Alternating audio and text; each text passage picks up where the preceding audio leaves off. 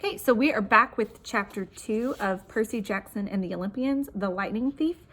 This is chapter 2, Three Old Ladies Knit the Socks of Death, on page 16, so you can follow along. I was used to the occasional weird experience, but usually they were over quickly. This 24/7 hallucination was more than I could handle. For the rest of the school year, the entire campus seemed to be playing some kind of trick on me. The students acted as if they were completely and totally convinced that Mrs. Kerr, a perky blonde woman whom I've never seen in my life until she got on our bus at the end of the field trip, had been our pre-algebra teacher since Christmas. Every so often, I would spring a Mrs. Dodds reference on somebody, just to see if I could trip them up, but they would stare at me like I was a psycho. I got so I almost believed them. Mrs. Dodds had never existed. Almost.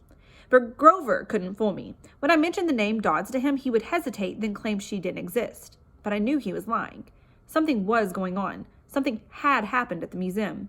I didn't have much time to think about it during the days, but at night, visions of Mrs. Dodds with talons and leathery wings would wake me up in a cold sweat. The freak weather continued, which didn't help my mood. One night, a thunderstorm blew out the windows in my dorm room. A few days later, the biggest tornado ever spotted in the Hudson Valley touched down only 50 miles from Yancey Academy. One of the current events we studied in social studies class was the unusual number of small planes that had gone down in sudden squalls in the Atlantic that year. I started feeling cranky and irritable most of the time. My grades slipped from D's to F's. I got into more fights with Nancy Bobofit and her friends. I was sent out into the hallway in almost every class. Finally, when our English teacher, Mr. Nickel, asked me for the millionth time why I was too lazy to study for spelling tests, I snapped. I called him an old sot. I wasn't even sure what it meant, but it sounded good. The headmaster sent my mom a letter the following week, making it official. I would not be invited back next year to Yancey Academy. Fine, I told myself, just fine.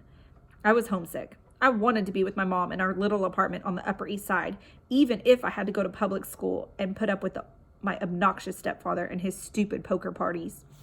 And yet, there were things I'd miss at Yancey.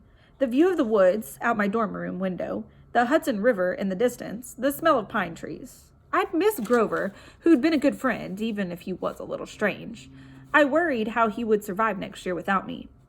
I would miss Latin class, too. Mr. Brunner's crazy tournament days and his faith that I could do well. As exam week got closer, Latin was the only test I studied for. I hadn't forgot what Mr. Brunner had told me about this subject being life and death for me. I wasn't sure why, but I had started to believe him. The evening before my final, I got so frustrated I threw the Cambridge Guide to Greek Mythology across my dorm room. Words had started swimming off the page, circling my head, the letters doing 180s as if they were riding skateboards. There was no way I was going to remember the difference between Chiron and Charon, or Polydides and Polydeuces, and conjugating those Latin verbs, forget it. I paced the room, feeling like ants were crawling around inside my shirt. I remembered Mr. Brunner's serious expression, his 1,000-year-old eyes. I will accept only the best from you, Percy Jackson. I took a deep breath. I picked up the mythology book. I had never asked a teacher for help before. Maybe if I talked to Mr. Brunner, he could give me some pointers. At least I could apologize for the big fat F I was about to score on his exam. I didn't want to leave Yancey Academy with him thinking that I hadn't tried. I walked downstairs to the faculty offices. Most of them were dark and empty, but Mr. Brunner's door was ajar, light from his window stretching across the hallway floor. I was 3 steps from the door handle when I heard voices inside the office. Mr. Brunner asked a question. A voice that was definitely Grover said, "Worried about Percy, sir?" I froze. I'm not usually an eavesdropper, but I dare you to try not listening if you hear your best friend talking about you to an adult. I inched closer. "Alone this summer," Grover was saying. "I mean, a kindly one in the school? Now that we know for sure, and they know too." "We would only make matters worse by rushing him," Mr. Brunner said. "We need the boy to mature more." "But he may not have time. The summer solstice deadline." "Will have to be resolved without him, Grover. Let him enjoy his ignorance while he still can." "Sir, he saw her." "His imagination," Mr. Brunner insisted. "The mist over the students and staff will be enough to convince him of that." "Sir, I can't fail in my duties again." Grover's voice was choked with emotion. "You know what that would mean." "You haven't failed, Grover," Mr. Brunner said kindly. "I should have seen her for what she was. Now, let's just worry about keeping Percy alive until next fall." The mythology book dropped out of my hand and hit the floor with a thud. Mr. Brunner went silent. My heart hammering, I picked up the book and backed down the hall. A shadow slid across the lighted glass of Brunner's office door, the shadow of something much taller than my wheelchair-bound teacher, holding something that looked suspiciously like an archer's bow. I opened the nearest door and slipped inside. A few seconds later, I heard a slow clop, clop, clop, like muffled wood blocks, then a sound like an animal snuffling right outside my door. A large, dark shape paused in front of the glass, then moved on. A bead of sweat trickled down my neck. Somewhere in the hallway, Mr. Brunner spoke. "Nothing," he murmured. "My nerves haven't been right since the winter solstice." "Mine neither," Grover said, "but I could have sworn." "Go back to the dorm room," Mr. Brunner told him. "You've got a long day of exams tomorrow." "Don't remind me." The lights went out in Mr. Brunner's office. I waited in the dark for what seemed like forever. Finally, I slipped out into the hallway and made my way back up to the dorm. Grover was lying on his bed, studying his Latin exam notes like he'd been there all night. "Hey," he said, bleary-eyed, "you gonna be ready for this test?" I didn't answer. "You look awful," he frowned. "Is everything okay?" "Just tired." I turned so he couldn't read my expression and started getting ready for bed. I didn't understand what I had heard downstairs. I wanted to believe I had imagined the whole thing. But one thing was clear. Grover and Mr. Brunner were talking about me behind my back. They thought I was in some kind of danger. The next afternoon, as I was leaving the 3-hour Latin exam, my eyes swimming with all the Greek and Roman names I'd misspelled, Mr. Brunner called me back inside. For a moment, I was worried he had found out about my eavesdropping the night before, but that didn't seem to be the problem. "Percy," he said, "don't be discouraged about leaving Yancey. It's for the best." His tone was kind, but the words still embarrassed me. Even though he was speaking quietly, the other kids finishing the test could hear. Nancy Bobofit smirked at me and made sarcastic little kissing motions with her lips. I mumbled, "Okay, sir." Mr. Brunner wheeled his chair back and forth like he wasn't sure what to say. "This isn't the right place for you. It's only a matter of time." My eyes stung. Here was my favorite teacher in front of the class telling me I couldn't handle it. After saying he believed in me all year, now he was telling me I was destined to get kicked out. "Right," I said, trembling. No, Mr. Brunner said. "Oh, confound it all. What I'm trying to say, you're not normal, Percy. That's nothing to be—" "Thanks," I blurted. "Thanks a lot, sir, for reminding me." "Percy!" But I was already gone.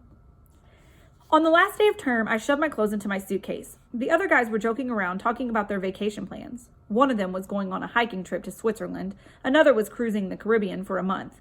They were juvenile delinquents like me, but they were rich juvenile delinquents. Their daddies were executives or ambassadors or celebrities. I was a nobody from a family of nobodies. They asked me what I'd be doing this summer, and I told them that I was going back to the city. What I didn't tell them was that I'd have to get a summer job walking dogs or selling magazine subscriptions and spend my free time worrying about where I'd go to school in the fall. "Oh," one of the guys said, "that's cool." They went back to their conversation as if I had never existed. The only person I dreaded saying goodbye to was Grover, but as it turned out, I didn't have to. He booked a ticket to Manhattan on the same Greyhound as I had, so there we were, together again, heading into the city. During the whole bus ride, Grover kept glancing nervously down the aisle, watching the other passengers. It occurred to me that he'd always acted nervous and fidgety when we left Yancey, as if he expected something bad to happen. Before, I'd always assumed he was worried about getting teased, but there was nobody to tease him on the Greyhound. Finally, I couldn't stand it anymore. I said, "Looking for kindly ones?" Grover nearly jumped out of his seat. What do you mean?" I confessed about eavesdropping on him and Mr. Brunner the night before the exam. Grover's eye twitched. How much did you hear?" "Oh, not much. What's the summer solstice deadline?" He winced. "Look, Percy, I was just worried for you. See, hallucinating about demon math teachers?" "Grover." "And I was telling Mr. Brunner that maybe you were overstressed or something because there's no such person as Mrs. Dodds and—" "Grover, you're a really bad liar." His ears turned pink. From his shirt pocket, he fished out a grubby business card. "Just take this, okay, in case you need me this summer." The card was in fancy script, which was murder on my dyslexic eyes, but I finally made out something like Grover Underwood, Keeper, Half-Blood Hill, Long Island, New York, 800-009-0009. "What's half—" "Don't say it out loud," he yelped. "That's my, summer address." My heart sank. Grover had a summer home? I had never considered that his family might be as rich as the others at Yancey. "Okay," I said glumly. So like if I want to come visit your mansion? He nodded. Or if you need me. Why would I need you? It came out harsher than I meant it to. Grover blushed right down to his Adam's apple. Look, Percy, the truth is, I kind of have to protect you. I stared at him. All year long, I'd gotten in fights, keeping bullies away from him. I'd lost sleep worrying that he'd get beaten up next year without me. And here he was, acting like he was the one who defended me. Grover, what exactly are you protecting me from? There was a huge grinding noise under our feet. Black smoke poured from the dashboard, and the whole bus filled with a smell like rotten eggs.